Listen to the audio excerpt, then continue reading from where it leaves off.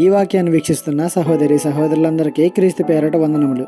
ఈరోజు వాక్యం ద్వారా దేవుడు మనతో చెబుతున్న మాట, అయినను నేను తండ్రిని ప్రేమించుచున్నానని లోకము తెలుసుకున్నట్లు తండ్రి నాకు ఆజ్ఞాపించినది నెరవేర్చుటకు నేను ఎలాగ చేయుచున్నాను. యోహాను సువార్త 14:31. తండ్రి అయిన దేవుడిని కుమారుడు ప్రేమిస్తున్నాడని లోకానికి అర్థం అవ్వడానికి దేవుడు చెప్పినట్టుగా యేసయ్య ఈ లోకంలో నడుచుకున్నాడు. చేయమన్న పనిని కూడా చేశాడు. అది మనందరికీ తెలుసు కదా. మరి నువ్వు కూడా దేవుడిని ప్రేమిస్తున్నావేమో కదా, ప్రేమిస్తున్నాను అని చెప్పుకుంటున్నావేమో కదా. మరి నీ క్రియలు ఎలాగున్నాయి? దేవుడు చెప్పిన పనులే చేస్తున్నావా? నువ్వు నిజంగా దేవుడిని ప్రేమిస్తున్నావని లోకానికి తెలియజేయగలుగుతున్నావా? ఒకసారి ఆలోచించు. యేసయ్య దేవుడు కాబట్టి ఇవన్నీ చేయగలిగాడు అని అంటూ ఉంటారు కొందరు.